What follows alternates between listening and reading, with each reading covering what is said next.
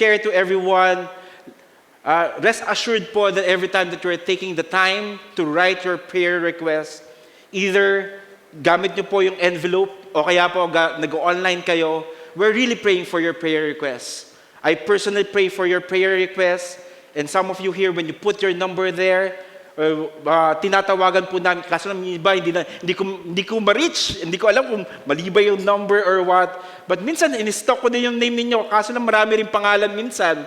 But let me encourage everyone, just write your prayer requests, and at the same time, kindly write as well yung mga answered prayers na meron kayo. Because we really want to celebrate with you. Kaya po, wag nyo pong hayaang hindi ma-share yung mga prayer request ninyo kasi excited kaming mag-pray para sa inyo. Okay po ba yun? And now we're about to continue our series. We're still in our series, Jesus is greater than. If you're going to try to look at it, yung symbol niya is greater than, but it's associated, or hindi lang siya associated, but we really want to at least change it to Jesus is better than. Why? Because we're not just talking about Jesus as greater than, but we are talking Jesus as better than, knowing that what we would like to dive into, it's all about His supremacy. Meaning, He is superior to everything, He has the authority, He has the power, and definitely, He's better than everything at all. Kaya for the past how many weeks, pinag-usapan po natin that Jesus is better than the angels, better than Moses, better than the Sabbath, better than the high priest, and for today, better things. So ano kaya itong better things na to? That's why we're going to dive in the Word of God. We will dive and continue yung book of Hebrews. So yung book of Hebrews po, hindi po identified kung sino yung author neto, pero at least na-canonize po siya. Ibig sabihin, this is the Word of God, and we need to at least dwell in the Word of God and allow the Holy Spirit to speak in and through us. So I would like to ask everyone to stand up and open your Bibles in Hebrews chapter 6, verses, magsisimula po tayo sa verses 9 until 20. So, Hebrews chapter 6, verses 9 until 20, 9 to 20. So, this is what we're going to do. We normally read together. Kaya po, ini-encourage po namin ang bawat isa to bring your own Bibles. It could be physical Bible. It would be better kung physical Bible. Tapos bilhin nyo po yung pinakamahal para gamitin nyo. Okay? Para hindi in case of emergency, doon lang natin siya gagamitin. But if you don't have your physical Bible yet, I hope nakapag-download na kayo sa mga smartphones ninyo. Ang dami, no? Sa smartphones. So, here, Hebrews chapter 6, verse 9. Umpisan ko, tas tuloy-tuloy po tayo. It says here in Hebrews chapter 6, verse 9. Though we speak in this way,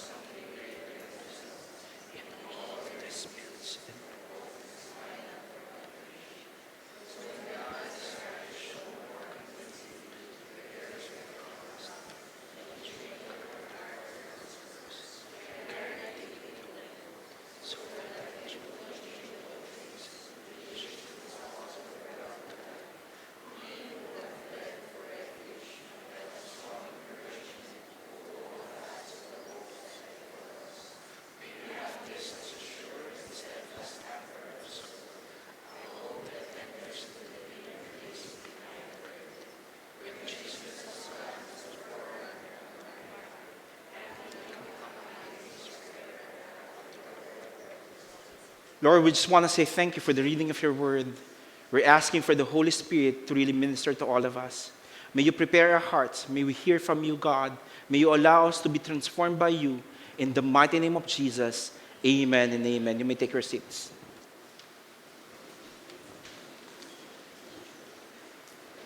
Let me just give you a background of what we're talking about today. Hebrews chapter 6. Hebrews chapter 6, the author of the book of Hebrews is addressing this particular passage to the Jewish believers.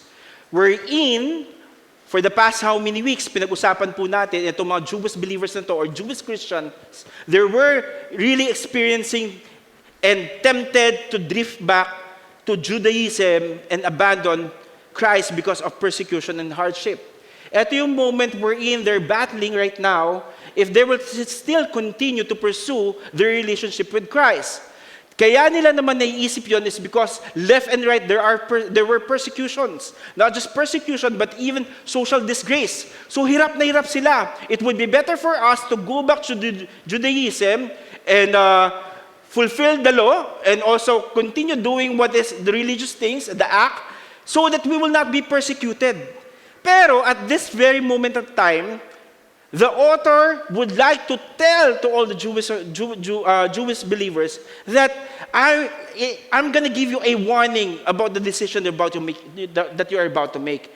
Ano tong decision na gusto kasi nilang gawin? Yung decision nila for them to go back to Judaism, it's like a spiritual suicide.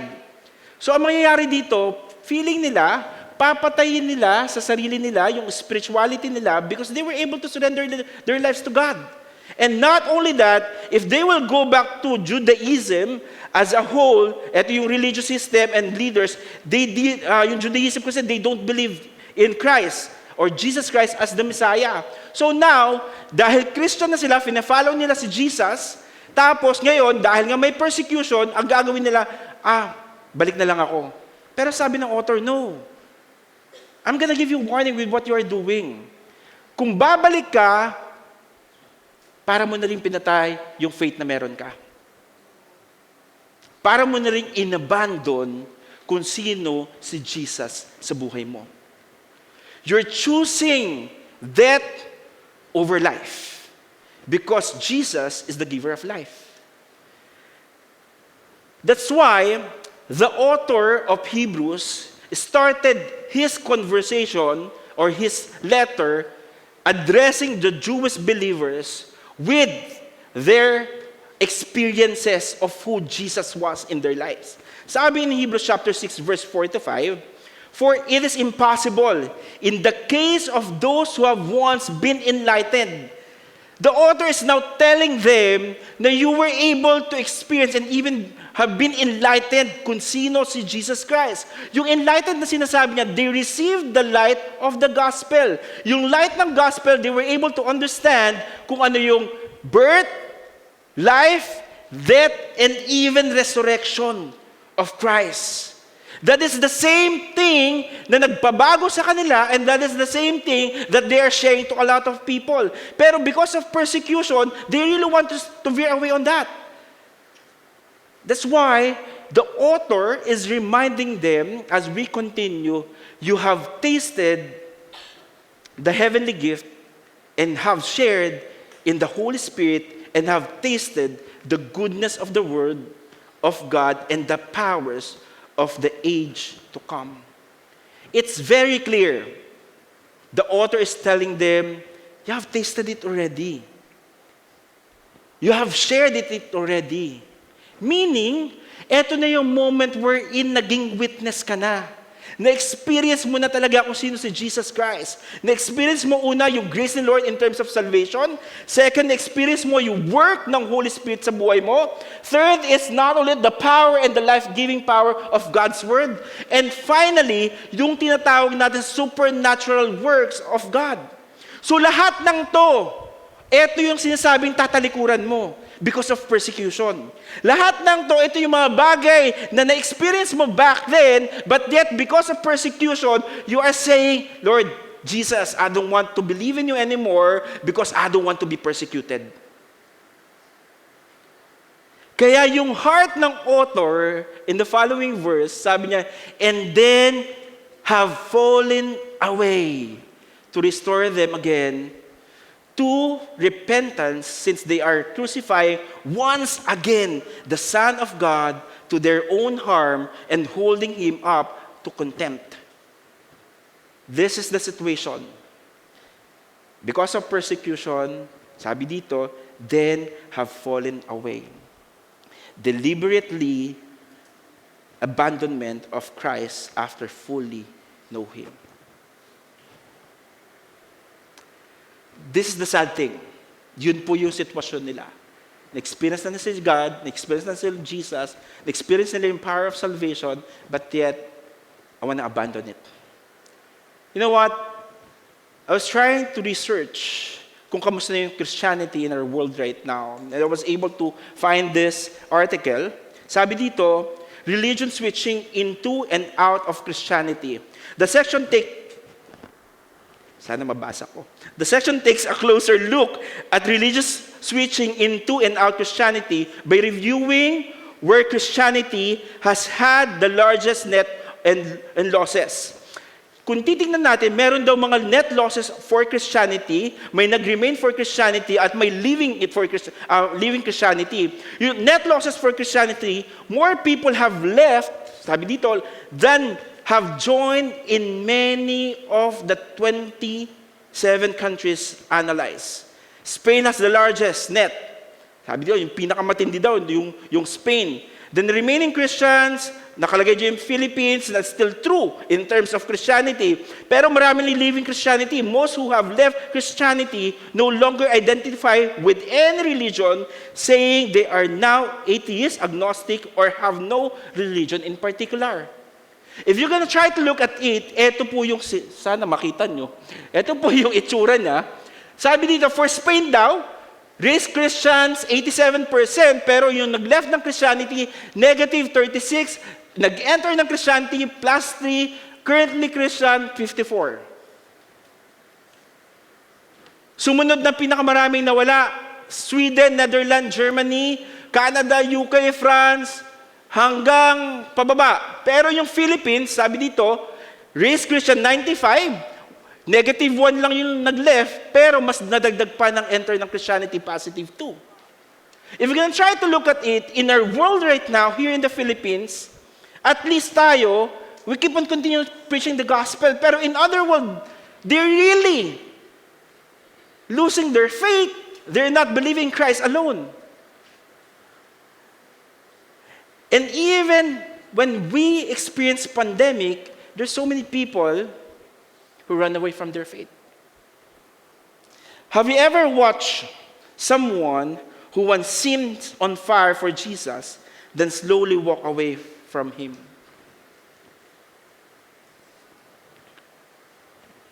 Ito yung mga taong, they serve in the church, they lead people, but now they're gone. No faith, no fellowship, and not even fruit. You can name names. Or maybe, isa tayo dun. And you can help but wonder, could that happen to me? What if I drift so far, I can't come back? Paano kung sa akin nangyari to? Makakabalik pa kaya ako? Paano kung ako yung napapersecute? Paano kung ako yung nabibigyan ng social disgrace? Will I leave my faith? Will I lose my faith? Will I still declare that Jesus is my Lord? Or how can I know I'll still be holding on to Jesus years from now? Magtutuloy-tuloy kaya ako, kapatid? Sa dami ng pinagdadaanan ko sa buhay, kakayanin ko kaya? I may not understand your very situation. I may not understand what is happening to you right now. But the great thing about it, the author gave us an analogy for us to understand better that you can stay longer and even you can stay until the last breath that you have na meron kang relationship kay Lord. He said in verse 7 and 8, "For the land has drunk the rain that often falls on it and produces a crop useful to those for whose sake it is cultivated, receives a blessing from God. But if it bears thorns and thistles, it will worthless and near to being cursed, and its end is to be burned." Now, the author is giving us a picture of a land. Sabi dito, isang land. Yung isang land with the same water but a different result. The other one's being cultivated and the other one, it produces something. You know what? If we're going to try to look at it, ito po yung analogy na sinasabi ng author dito. The writer is saying, the earth drinks in the rain that falls on it. It produces crops kapag kinultivate mo, and you will be blessed. Pero it will produce thorns kapag worthless and you will not do anything about it. If you're gonna try to look at it, it's a picture of two people. Two people is the other one is really cultivating the very word of God in his life. But the other one is just neglecting the very word of God. To the point na tayong lahat dito, we're sitting in the same place, we're sitting on in one specific place, hearing the very word of God. Or sometimes, isa lang din yung binabasa nating Bible, pero may mga moments tayo, iba't iba yung kinakanta nating mga songs, pero pang worship pa rin kay Lord, tapos umattend tayo sa same church. Pero yung soil ng puso natin is different. Ano pong ibig ko sabihin nito? Different the way how we receive the very word of God. Kapag ni-receive mo yung salita ng Panginoon, it will really produce blessings. But if not, sabi dito, it's gonna be worthless. The question is, which one am I?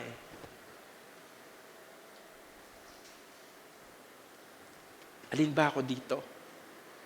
Ako yung nakikinig sa salita ng Panginoon pero nineneglect ko. Ako yung nakikinig sa salita ng Panginoon pero inaalaw ko yung Holy Spirit to work with me, and I'm allowing the Holy Spirit to really transform me. If we're going to try to look at it, if we will stop here trying to evaluate ourselves, this would feel so heavy for all of us. Honestly, it might leave us to the point na we'll be afraid.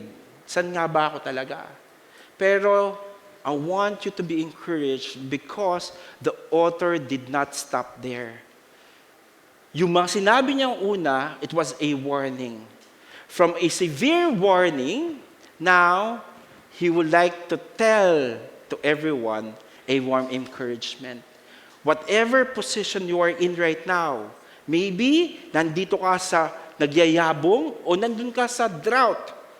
But the author now is telling you, wherever you are right now, you're running away from your faith, or maybe you are still on fire with God, I want you to be encouraged. I want you to be encouraged because he said in chapter 6, verse 9a, though we speak in this way, yet in your case, whatever case you are in, beloved, he used the word beloved to show affection and care. We feel sure of better things. Sabi niya dito, kahit nasa ang position ka right now, nag-run away ka sa faith mo, sabi ni author, may better things pa para sa'yo. And that is one thing that I really want you to understand, that Jesus is giving you better things wherever you are at. Ano tong better things na to? First thing, a better salvation that produces fruit. A better salvation that produces fruit. Hebrews chapter 6, verse 9 to 12. It says here, though we speak in this way, yet in your case, beloved, we feel sure of better things. Things that belongs belong to salvation. He used the word better things because at the end of the day, what he was talking about salvation. Sabi niya dito, when you receive Christ as your Lord and Savior, and when you accepted Him as your Lord and Master, save ka na, kapatid. Nandun ka sa position na you will enjoy the relationship that you have with the Lord. That's why, yung better things na sinasabi nito, there is evidences and there are results every time na nandun ka na, na new creation ka na hindi ka na yung dating ikaw. Sinasabi niya dito na yung mga Christians back then, yung mga Jewish Christian, binago na ng Panginoon yan eh. Binigay na nila lahat sa Panginoon, and naturally, it will really flow in and through us. Lalabas at lalabas sa atin yung fruit na meron in terms of the salvation that we had, that we have with God. Nung inaccept natin si Lord, may transformation na mangyayari. At yung transformation na yon, magugulat ka na lang because unti-unting nababago ka. Unti-unting nagkakaroon ng fruit sa buhay mo. So, sinasabi ng Bible right now, yung warning niya na kapag wala daw salvation, there will be emptiness in you. But if you are with God and you accepted Him as your Lord and Savior, you will really experience transformation. And it can only happen when you accept Jesus Christ as your Lord and Savior. Why? Because the Bible is telling us salvation is found only in Jesus Christ, our Savior. If you're going to look at Acts chapter 4, verse 12, there is salvation in no one else, for there's no other name under heaven given to mankind by which we must be saved. It's only through Jesus Christ we can be saved. Kaya ibinabalik to ni author sa Jewish Christian, eto na kayo, save na kayo, nakita ko na yung transformation, nababago na kayo.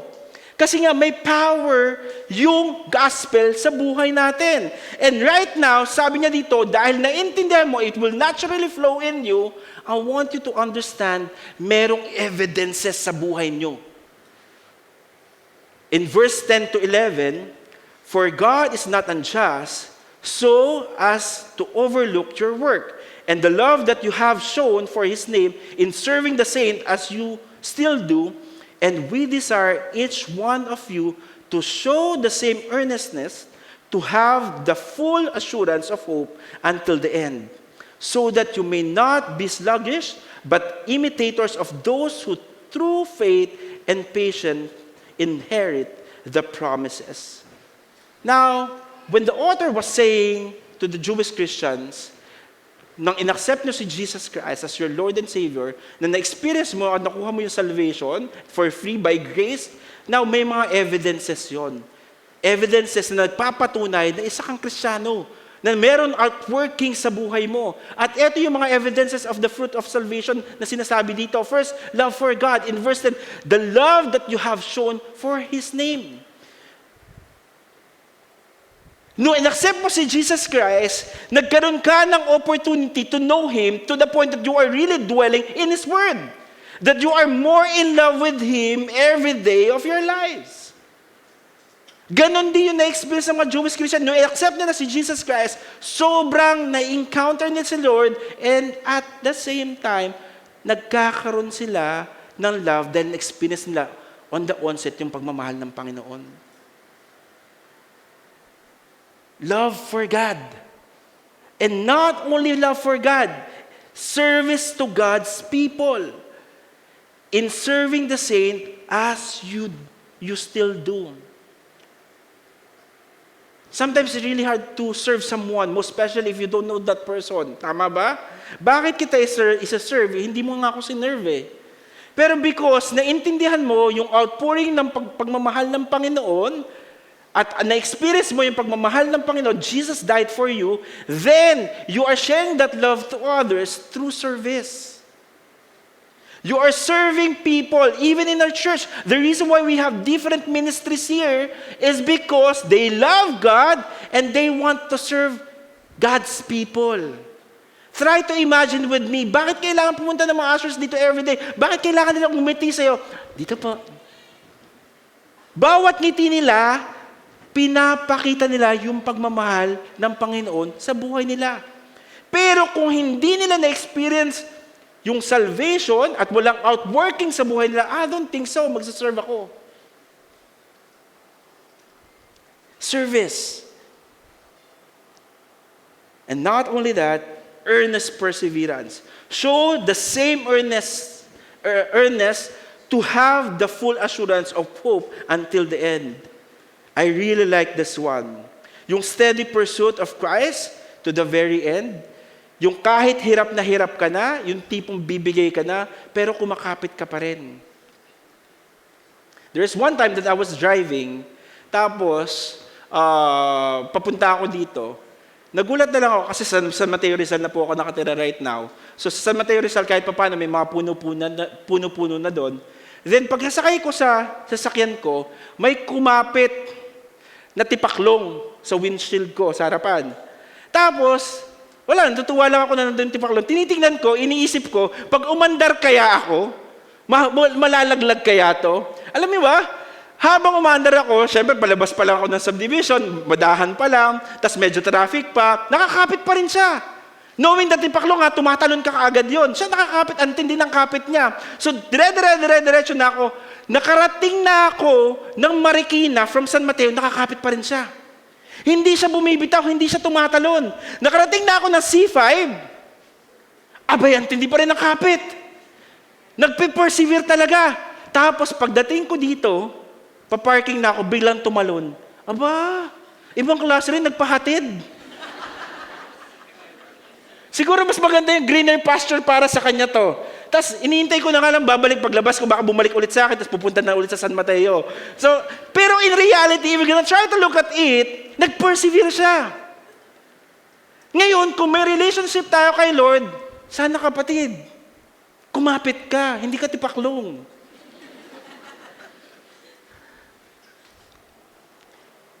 And not only earnest perseverance, but at the same time, faith and patience. Imitators of those who through faith and patience inherit the promises. How are you, kapatid, when it comes to faith? Do you trust God's promises and do you wait patiently?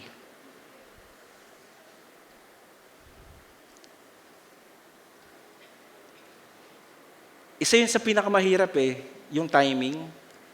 Pero at the end of the day, God is at work in and through us.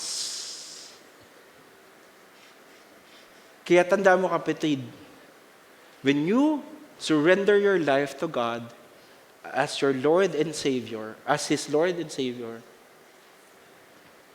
di ba sinabi mo, Lord, surrender ko na buhay ko sa'yo.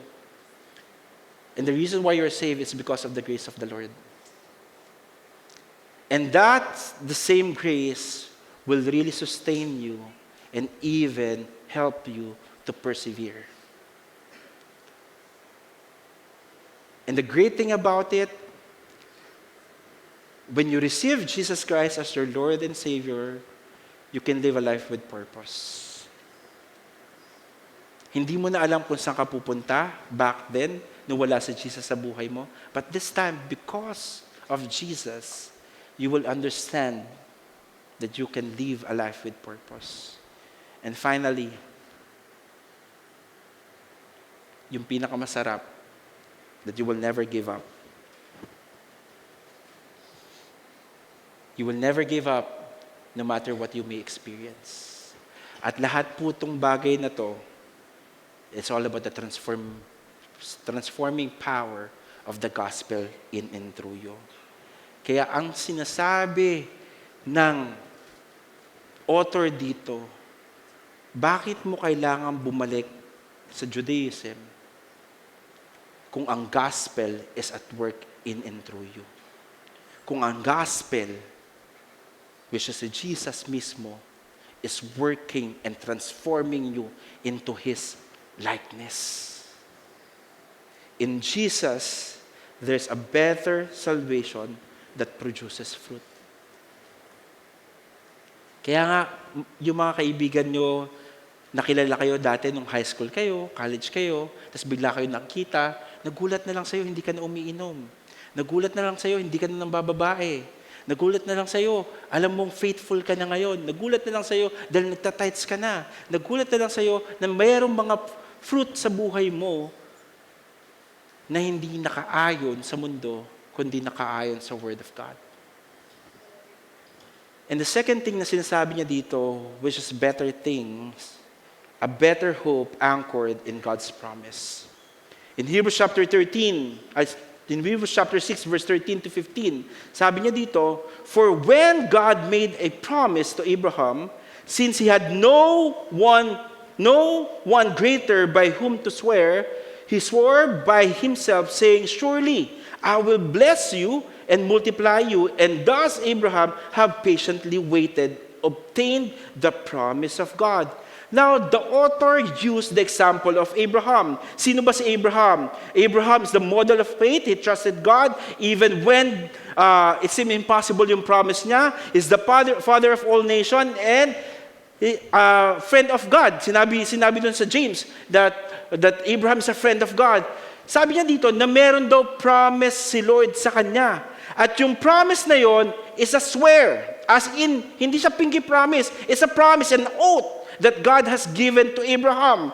And the great thing about it, God fulfilled that promise. He waited patiently and obtained the promise. Meaning, God's word never fails. Kung ano yung pinramis ni Lord kay Abraham, it was fulfilled. And I really believe every promise that God has given us, God can also fulfill it. If God was so faithful to Abraham, He will be faithful to all who are heirs of the same promise that God has given us. Kapatid, ano ba yung promise na binigay sa iyo ni Lord? Sometimes, yung promise na binigay sa atin ni Lord, sometimes nasa-shaken tayo kapag hindi nangyayari. Kaya, ang ginawa ni author, in order for us to hold on to that promise, binalik ni author yung mga Jewish Christian to understand the nature of God. Sabi niya dito in Hebrews chapter 6 verse 16 to 18, for people swear by something greater than themselves, and in all their dispute, an oath is a final for confirmation. So when God desired to show more convincingly to the heir of the promise the unchangeable character of His purpose, He guaranteed it with an oath, so that by two unchangeable things in which it is impossible for God to lie, we who have fled for refuge might have strong encouragement to hold fast to the hope set before us. The author now is giving us a bigger picture of who God is in our lives. Sabi niya, yung nature daw ni Lord, unang-una, God is faithful to His people. We're going to try to look at in verse 17 to show more convincingly to the heir of the promise. He's so faithful. He's so faithful even back then. He's so faithful even in the times of the Israelites. He was providing so many things in order for them to experience that freedom that they're looking for. And He is so faithful to all of us. Even tayo sometimes, or most of the times, we are not faithful to God, but yet He gives confidence and assurance to His people. Why? Faithful po si Lord. Hindi lang faithfulness ni Lord. God is unchanging in His purpose to unchangeable things. Meaning, kung ano yung pinlano niya at ano yung will niya, it will really happen. Kung ano yung purpose ni Lord para sa buhay natin, it's irrevocable. And He will give you the grace in order for you to fulfill it. Pero the problem with us, it's really hard for us to trust God time to time. Lord, eto ba yung will mo para sa akin? And remember, His promise and His oath cannot be altered. Kung ano yung pinaramis sa'yo ni Lord, hindi niya babawiin yun, hindi niya sisirain yun.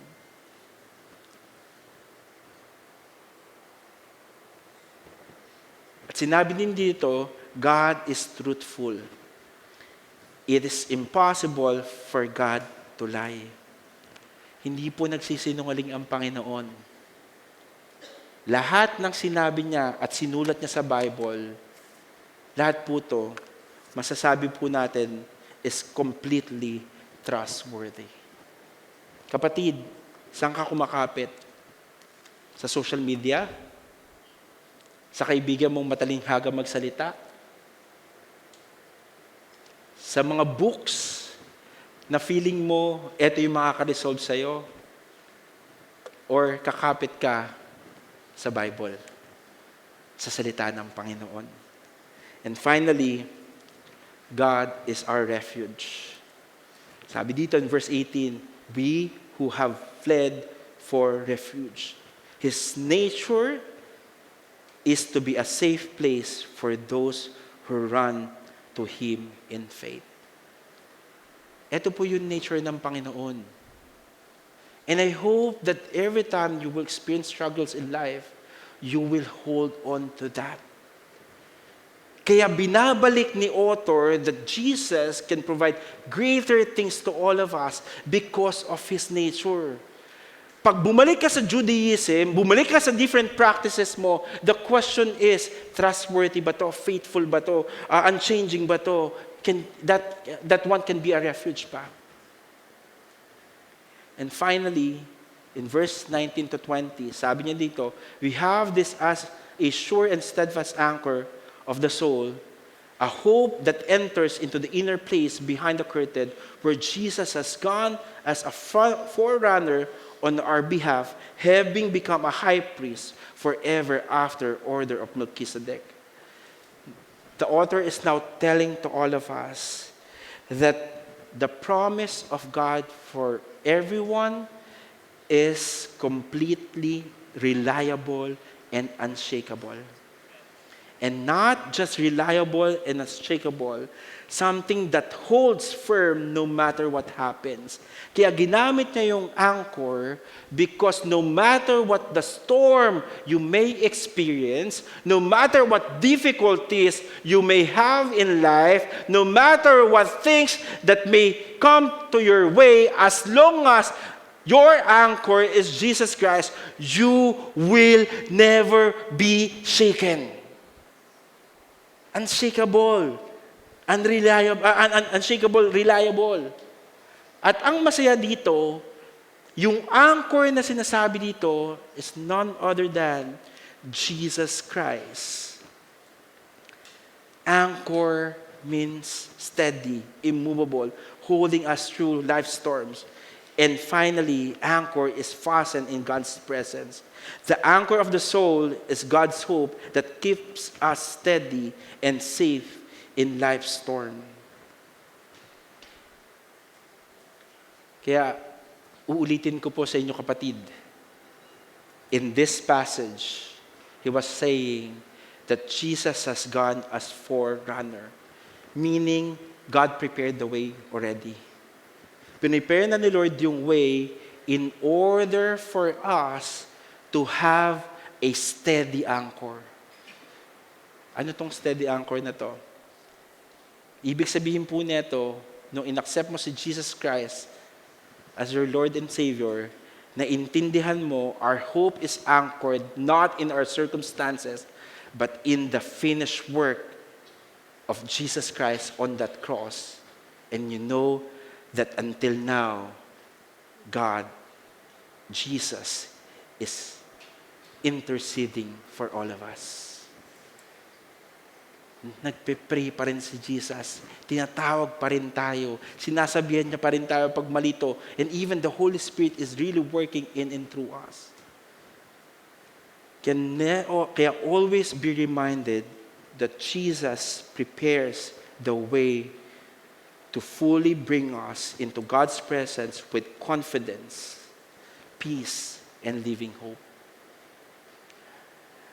Kapatid, kung ano man sitwasyon mo sa buhay, remember, Jesus is your greatest anchor in life. Kaya mong panghawakan at siya mismo ang magiging foundation ng buhay mo. If you can go back, babalik ka ba sa dati? Or are you gonna hold on to God, Jesus Christ? Can I ask everyone to stand up? As I end, let me share to you this final verse. It says here in 1 Peter chapter 1, verse 3 to 5, Blessed be the God and the Father of our Lord Jesus Christ. According to His great mercy, He has caused us to be born again to a living hope, through the resurrection of Jesus Christ from the dead, to an inheritance that is imperishable, undefiled, and unfading, kept in heaven for you, who by God's power are being guarded through faith for a salvation ready to be revealed in the last time. If you will stay and you will hold on and you will declare, Lord, no, I don't want to go back. I don't want to go back to my old life. I don't want to go back kung ano yung mga bagay na experience ko back then. Because I have a better life right now because Jesus provided better things. He's saying him that if you have Jesus, you have a living hope. Pag living hope, active po to. Ibig sabihin, hindi mawawala sa'yo. Pag living hope, ibig sabihin, it will really push you through to believe. And that living hope is Jesus Christ living in and through us. And not only that, He promised that there is inheritance. Sino po dito gustong maging tagapagmana? Wala. Sino dito gustong maging tagapagmana? Imaginein mo, tagapagmana ka na may gawa ng lahat. Tapos yung mamanahin mo, sinabi ito, imperishable, undefiled, and unfading. Meaning, hindi masisira. Why? Because Jesus is alive and active to all of us. That's why the question is, will you go back? Or will you hold on? Because in Jesus, there are better things. Kapatid, this is my last story to everyone before I end. We had this retreat, a couples retreat this year. And we had this moment wherein pinaghiwalay po namin yung mga husband and wives. Yung sa husband, nag-uusap kami ng husband, it's just like an open forum. It's like a session of open forum. And the funny thing about it, syempre, mga lalaki, we're talking about something that's very precious to all of us. Meron dun kasi dalawang gusto nila maging father. Gusto nila maging tatay, pero it just so happened na meron condition silang pinagdadaanan. Condition to the point that they are thinking, kailangan na namin yatang i-agree at mag-agree mag-asawa na mag-undergo na kami ng procedure. Could be insemination or whatever. At nandun sila sa moment na nagbabattle sila kung anong gagawin. You know what? When we were talking to them, sabi namin, yes, naniniwala naman tayo kasi binigyan ni Lord ng wisdom ang mga doctors. But naniniwala ako that God can make things possible, even it seems so impossible. We prayed for them dun sa dalawang taong yun. We prayed for them. We declared the nature of God. We asked and plead God together. And after that, sobrang excited kami. After few months, they did not even went through procedures. Nagulat na lang kami, pareha silang lumapit sa akin, Pastor Christian, buntis na yung asawa ko.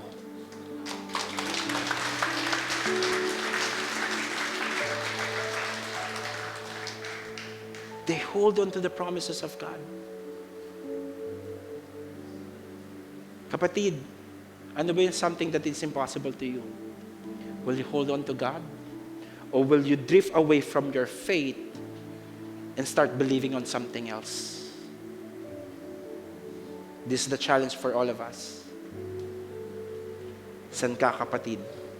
Same God, same water, same word, but a different heart. I want you to close your eyes and bow your heads. If you are here, maybe some of you need to repent. Lord, sorry. Sorry kasi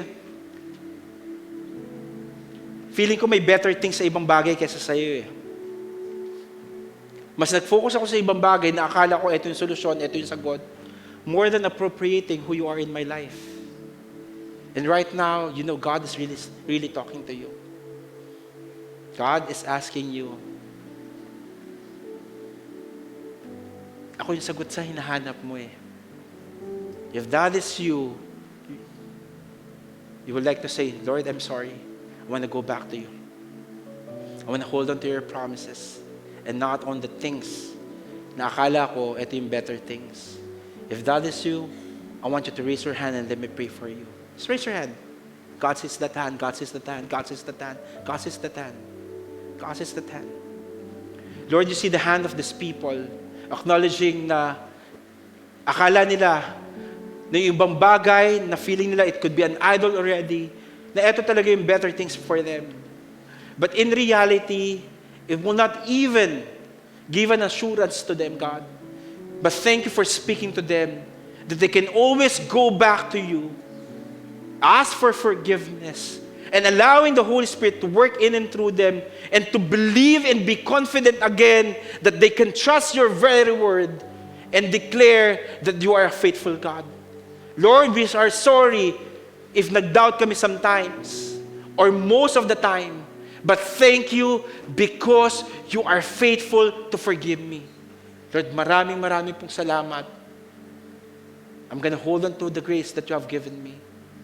And definitely, I will declare that you are my Savior. And you are the answer in every area of my life. Put down your hands in the mighty name of Jesus. Amen and amen. Look up here. It's going to be hard for us to appropriate every promises that God has given us. It's going to be hard for us to understand the nature of Jesus sa buhay natin. It's going to be hard for us to claim the promises na meron si Jesus para sa atin kung wala po tayong relationship sa Kanya.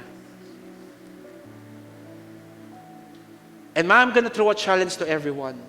Maybe some of you here, kilala mo si Jesus. Pero in reality, wala kang relationship sa Kanya. Hindi mo pa sinurrender yung buhay mo sa Kanya. Hindi mo pa siya talaga na-experience tulad ng mga Jewish Christian na na-experience nila, na alam nila yung signs and wonders na ginagawa. Alam nila na na-transform sila ni Lord. Maybe this is the time that God has given you in order for you to surrender your life to Him so that you may be able to experience His amazing love, His transforming power in you, so that your greatest reward will be Jesus. I want you to close your eyes, bow your heads. If you are here, you want to have a relationship with Jesus, not just by name, but a real relationship, and experience His love without any hesitation, can you please raise your hand? God sees that hand. God sees that hand. God sees that hand. God sees that hand. God sees that hand. Don't hesitate. Alam ko meron pa. Kamahiya. God sees that hand. God sees that hand. For those people raising their hands, I want you to pray after me. May lalapit pong mga leaders sa inyo later so that they can explain to you the decision na ginawa ninyo. I want you to pray after me, Lord Jesus, is that an accident why I'm here? I'm sorry sa lahat ng mga bagay na nagawa ko in the past. I surrender my life to you. Thank you because you are faithful to forgive me. Be my Lord, be my Master, be in control of my life. And I declare that I am a new creation. The old has gone and the new has come. Lord, thank you. In the mighty name of Jesus, put down your hands. In Jesus' name we pray. Amen and amen. There's more than 10 people. Raise their hands. Surrender their lives to the Lord. If you're that person, please approach us after the service. Kung walang lumapit na leader sa'yo. We want to explain the decision na ginawa mo. And we want to journey with you as well.